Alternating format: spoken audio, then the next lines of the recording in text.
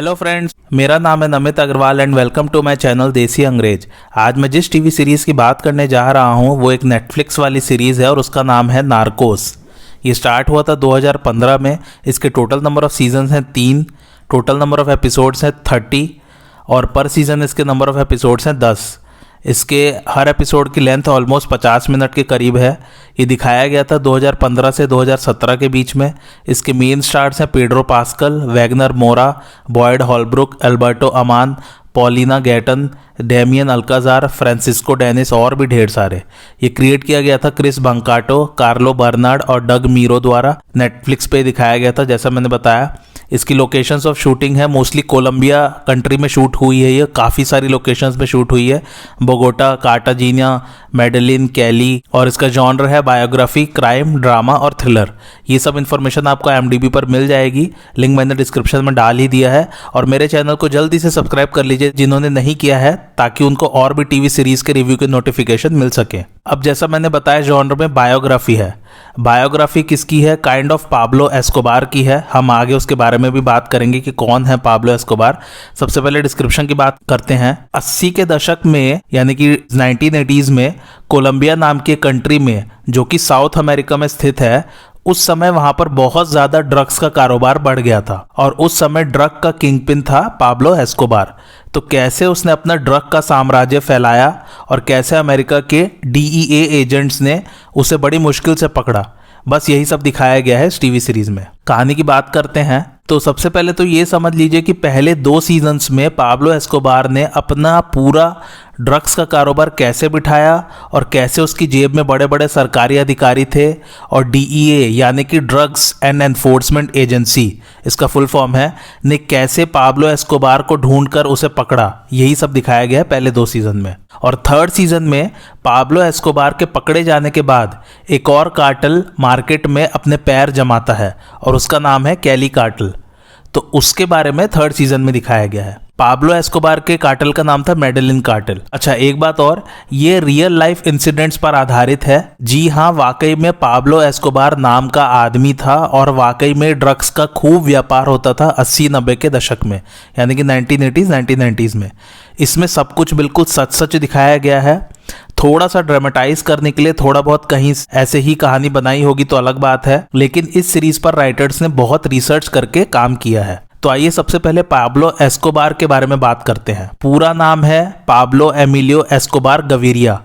इनका जन्म हुआ था 1 दिसंबर 1949 में, यानी कि 1949 में, और मौत हुई थी इनकी 2 दिसंबर 1993 में, 1993 में। तो पाब्लो एस्कोबार एक ड्रग लॉर्ड था और नार्को टेररिस्ट भी कहते थे उनको। अब ड्रग लॉर्ड क्या होता है? तो ड्रग लॉर्ड को आप एक क्राइम बॉस की तरह समझिए, जो एक बहुत बड़े लोगों के नेटवर्क को कंट्रोल करता है। ये लोग एक्चुअली में ड्रग ट्रेड में इन्वॉल्व होते हैं। पाब्लो जैसे लोगों को कानूनी तौर पर पकड़ना या गिरफ्तार कर पाना काफ़ी मुश्किल होता है।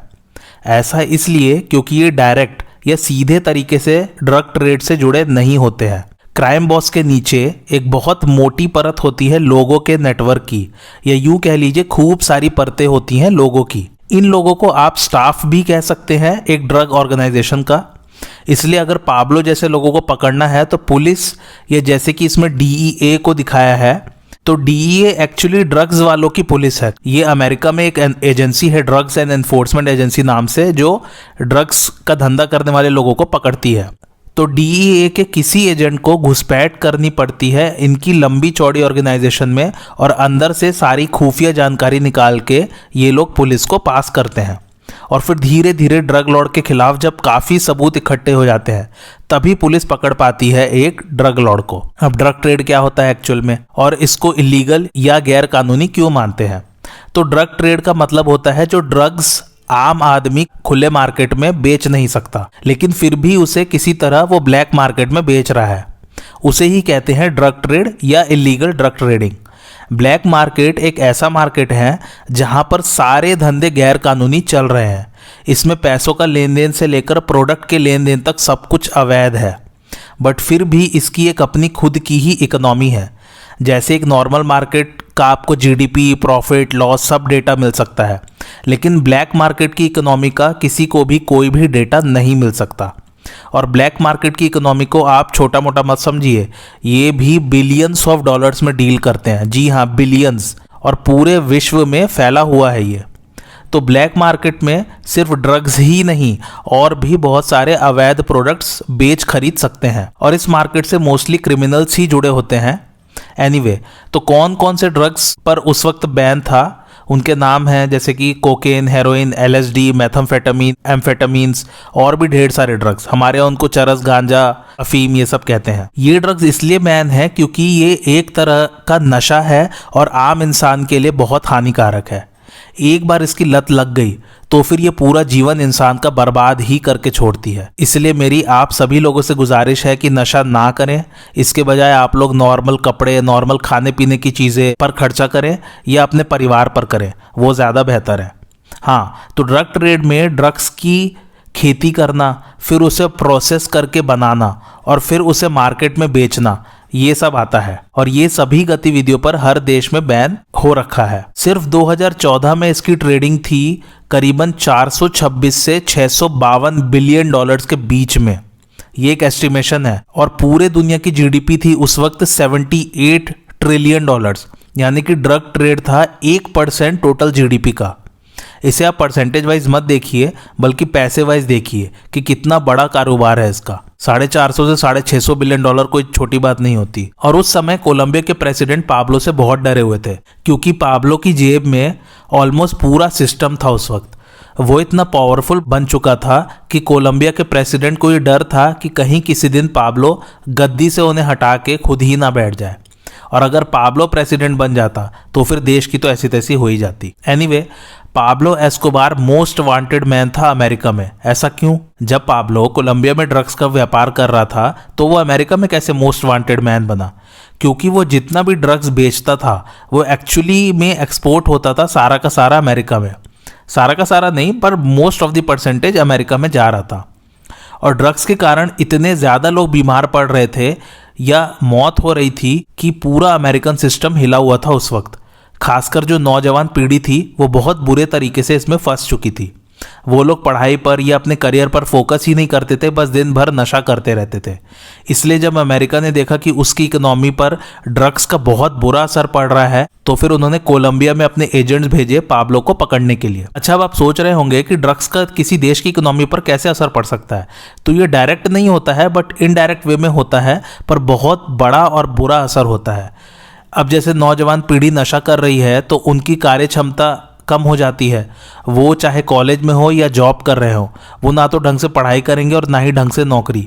इससे देश में काम की कुशलता पर असर पड़ेगा और फिर धीरे धीरे करके कब देश की इकोनॉमी गिर जाएगी पता ही नहीं चलेगा। ऊपर से बीमारियां इससे खूब सारी लगती हैं नशा करने से, तो हॉस्पिटल के बिल के खर्चे बढ़ रहे हैं, तो देश की इकोनॉमी पर और ज़्यादा प्रेशर आ रहा है, बर्डन आ रहा है। इसलिए अमेरिका ने पाब्लो को पकड़ने का फैसला किया था। खैर, पाब्लो के कार्टेल का नाम था मेडेलिन कार्टेल। वो इसलिए क्योंकि मेडेलिन शहर से ये कार्टेल काम करता था। इस कार्टेल ने 1967 से 1993 तक काम किया था और ये ड्रग्स को स्मगल करते थे शुरू में, और छोटा मोटा ही इनका स्मगलिंग का ऑपरेशन था। लेकिन फिर 1976 में यानी कि 1976 में इन्होंने तस्करी करनी शुरू की दूसरे देशों में, जैसे कि Bolivia, Peru, Panama, Bahamas, USA में लॉस एंजलिस और मायामी में, और कनाडा में भी। ये कोकेन तस्करी का आइडिया पाब्लो को मिला था कोलंबियन तस्कर से जिसका नाम था ग्रिसेल्डा ब्लांको। जब तस्करी का काम अपने चरम पर था तो हर हफ्ते हजारों किलो का कोकेन तस्करी किया जाता था पूरी दुनिया में, और रोजाना के 60 मिलियन डॉलर्स प्रॉफिट्स में आते थे। और इसी वजह से पाब्लो को कोकेन का राजा कहने लग गए थे। एस्कोबार अब तक का सबसे अमीर क्रिमिनल रहा है दुनिया में। उसकी अगर सारी संपत्ति, प्रॉपर्टी, पैसे को अगर जोड़ा जाए तो उसकी वैल्यू थी उस वक्त 30 बिलियन डॉलर्स, जो कि आज के समय में 70 बिलियन डॉलर्स की वैल्यू रखते हैं। और कोकेन के ट्रेड को उस समय पाब्लो ने मोनोपोली कर लिया था। मोनोपोली का मतलब है कि सिर्फ एक ही ऑर्गेनाइजेशन किसी प्रोडक्ट का व्यापार करे तो उसे मोनोपोली कहते हैं। जैसे कि इंडिया में पहले रेलवेज, बिजली, पेट्रोल ये सिर्फ सरकार ही संभालती थी, लेकिन मोनोपोली से नुकसान ये होता है कि फिर किसी भी प्रोडक्ट का प्राइस सिर्फ जो वो ऑर्गेनाइजेशन बनाती है वही तय कर सकती है। वो अपने हिसाब से उसे महंगा भी कर सकती है और चाहे तो उसकी डिमांड सप्लाई को भी कम ज़्यादा कर सकती है, तो वो अच्छा नहीं रहता। Monopoly is not good for a country और फॉर इकोनॉमी। खैर, हम ये इकोनॉमिक्स की पढ़ाई करने नहीं आए हैं, तो हाँ, कोकेन पर एस्कोबार की मोनोपोली हो गई थी उस वक्त। खैर, 1976 के बाद एस्कोबार ने कोकेन की तस्करी शुरू की और वो 70 से 80 टन कोकेन ट्रांसपोर्ट करता था अमेरिका में। 1 टन में 1000 किलो होता है वैसे। लेकिन दिक्कत ये थी कि जैसे जैसे वो अमीर होता जा रहा था, तो जो इंसानों के बीच में होता है वही जलन, टांग खिंचाई और दूसरे को भरते हुए देखना, उसके कारण लोगों का बुरा चाहना दूसरे का, बस वही सब दूसरे कार्टेल्स वाले चाहने लगे थे। कोई भी पाब्लो एस्कोबार की प्रोग्रेस से खुश नहीं था और इस कारण से आए दिन मेडेलिन कार्टेल के दूसरे कार्टेल से लड़ाई होती रहती थी और इसके चलते बहुत खून खराबा भी हो जाता था। कभी परिवार के लोग मर रहे थे, तो कभी कार्टेल्स में काम करने वाले लोग मर रहे थे, तो कभी कार्टेल से जुड़े हुए सरकारी अफसर मारे जा रहे थे, जैसे कि पुलिस ऑफिसर्स, जजेस, बड़े बड़े नेता। तो ये सब कोलंबिया में 80-90 के दशक में आम बात हो गई थी। आए दिन मतलब मर्डर्स हो रहे हैं, खुलेआम फायरिंग हो रही है। खैर, अब जो है आप लोग सीरीज़ देखिए। ऐसे तो मैं पूरी कहानी यहाँ बता दूंगा, नेटफ्लिक्स वाले मुझे पीट डालेंगे। खैर, आप लोग सीरीज़ देखिए और कैसे डीईए ने पाब्लो को पकड़ा और कैसे पाब्लो ड्रग्स की तस्करी करता था और उसके परिवार वाले या एस्कोबार का खुद का जीवन कैसा था, सब कुछ दिखाया है इसमें। इसे ज़रूर देखिए, बहुत ही इंटरेस्टिंग सीरीज़ है ये तो खैर आप लोगों को अब तक जो मैंने बताया उसे सुन के समझ में आ ही गया होगा। एक बात और बता देता हूँ, एस्कोबार को वहाँ के लोग उतना बुरा नहीं मानते थे क्योंकि वो गरीब लोगों के लिए बहुत कुछ करता था, इसलिए उसे वहाँ का रॉबिन हुड भी बुलाते थे। और उसके मरने पर 25,000 लोगों ने उसका अंतिम संस्कार अटेंड किया था। इस सीरीज़ में पूरा नरेशन एक डीए एजेंट कर रहा है जिसका नाम है इसमें स्टीव मर्फी, और उनका किरदार निभाया है बॉयड हॉलब्रुक ने। और इसमें एक और कैरेक्टर है हावियर पीनिया का, जिसे निभाया पेड्रो पास्कल ने। पेड्रो पास्कल इसी टीवी सीरीज से चमके हैं, उनका कैरियर इसी से चमका है। आप उनको द मैंडेलोरियन वाली टीवी सीरीज से जानते होंगे अगर आप लोग ने देखी होगी। मैंडेलोरियन भी मस्त टीवी सीरीज है, उसका रिव्यू भी मैं आप लोगों को आगे के आने वाले एपिसोड्स में दूंगा। अब बारी आती है मेरे रिकमेंडेशन की। मेरी तरफ से मस्ट वॉच है। मुझे पता है आप लोगों को कहानी इंटरेस्टिंग लग रही है और कहानी वाकई में इंटरेस्टिंग है भी, तो जाइए देखिए इसे। छोटी सी सीरीज़ है, वीकेंड पर देख के ख़त्म कर दीजिए। कैसे पाब्लो ने अपनी ड्रग्स मैन्युफैक्चरिंग की लैब्स बिठाई और कैसे पूरा डिस्ट्रीब्यूशन नेटवर्क बिठाया जो अमेरिका तक फैला हुआ था, ये सब कुछ जानने के लिए please please please please series ज़रूर देखिए। और हाँ, इसमें एज सच कोई मेन कैरेक्टर नहीं है। पाब्लो को कह सकते हैं main character, but DA agents के कैरेक्टर जिन एक्टर्स ने निभाए हैं उन्होंने भी ज़बरदस्त एक्टिंग की है। एक्टिंग और राइटिंग दोनों ही बहुत ज़बरदस्त है। स्क्रीन प्ले ऑसम है, बोर तो बिल्कुल नहीं होंगे इसे देखते वक्त। आप एक के बाद एक एपिसोड देखते ही चले जाएंगे और पता ही नहीं चलेगा कि कब ये सीरीज़ ख़त्म हो गई। और इस सीरीज़ ने ढेर सारे अवार्ड्स जीते हैं, Emmy awards, golden globe awards, British academy TV awards, writers guild of America awards और भी ढेर सारे अवार्ड्स, और वो भी बहुत सारी कैटेगरीज में। चलिए अब फैक्ट्स की बात करते हैं। पहला फैक्ट यह है कि पाब्लो एस्कोबार का सालाना प्रॉफिट था करीबन $20 बिलियन, $20 बिलियन। ये तो खैर फैक्ट है। अब ये सुनिए, उसकी जो नोटों की गड्डियाँ थी उसके लिए रबर बैंड्स की ज़रूरत पड़ती थी, तो वो करीबन $3000 के रबर बैंड खरीदता था हर महीने। और सुनिए, चूहे उसका 10% पैसा साल का खा जाते थे या करेंसी को खराब कर देते थे, यानी कि लगभग $2 बिलियन का लॉस होता था साल का सिर्फ चूहों के कारण। दूसरा फैक्ट यह है कि हावियर पीनिया को इस सीरीज में दिखाया है कि उन्होंने मेडेलिन और काली कार्टेल्स दोनों को पकड़ा है, लेकिन रियल लाइफ में हावियर पीनिया ने सिर्फ मेडेलिन कार्टेल को ही पकड़ा था। जैसे कि मैंने बताया रियल इंसिडेंट्स पर बेस्ड है, तो हावियर पीनिया एक्चुअली में एक डीए एजेंट थे और उन्होंने रियल लाइफ में सिर्फ मेडेलिन कार्टेल को पकड़ा है, जबकि इसमें दिखाया कि उन्होंने मेडेलिन और काली कार्टेल दोनों को पकड़ा है। तीसरा फैक्ट ये है, अरे मैंने आपको सब कुछ बता दिया लेकिन ये तो बताया ही नहीं, पाब्लो एस्कोबार का किरदार वैगनर मोरा ने निभाया है और क्या ज़बरदस्त एक्टिंग की है भाई उन्होंने। और इसी सीरीज से उन्होंने इंटरनेशनल फिल्म इंडस्ट्री में कदम रखा, ऐसा वैगनर मोरा का मानना है। इसके पहले उन्होंने एलिसियम नाम की एक हॉलीवुड फिल्म में काम किया था, लेकिन वो उसको अपनी एंट्री हॉलीवुड में नहीं मानते। चौथा फैक्ट यह कि वैगनर मोरा को स्पेनिश सीखनी पड़ी थी इस रोल के लिए। वैसे वो ब्राज़ीलियन है और उनकी मदर टंग है पोर्चुगीज़, और वैगनर मोरा ने 18 किलो अपना वजन बढ़ाया था पाब्लो एस्कोबार के रोल के लिए। पांचवा फैक्ट यह है कि ये नेटफ्लिक्स की पहली ओरिजिनल सीरीज़ है कोलंबिया में, जैसे इंडिया में सेक्रेड गेम्स कह सकते हैं, पहली ओरिजिनल सीरीज़ है नेटफ्लिक्स की। छठा और आखिरी फैक्ट यह कि एक एपिसोड के लास्ट में बॉम्ब ब्लास्ट होता है।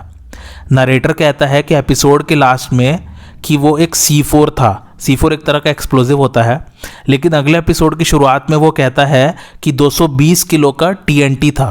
TNT भी एक दूसरे तरह का एक्सप्लोजिव ही है, और ये एक्चुअली फैक्ट नहीं है, काइंड ऑफ ये नार्कोस में गलती हुई है, उस चीज़ के बारे में बता रहा हूँ मैं। एनीवे, इसके IMDb रेटिंग है 8.8 और ये रेट किया गया है 4,21,000 लोगों द्वारा, और ये टॉप 250 टीवी शोज़ में भी आता है IMDb रैंकिंग के, और इसकी रैंक है 65, काइंड ऑफ टॉप 100 शोज़ में ही आ गया ये। मेरा रिकमेंडेशन मैंने बता ही दिया, मस्ट वॉच है, ज़रूर देखिए और मुझे बताइए कि आपको आज का रिव्यू कैसा लगा, और आप और किस किस टीवी सीरीज़ का रिव्यू देखना चाहते हैं वो भी मुझे कमेंट करके बताइए, और मेरे चैनल देसी अंग्रेज को लाइक, शेयर और सब्सक्राइब ज़रूर कीजिए। Thanks for watching.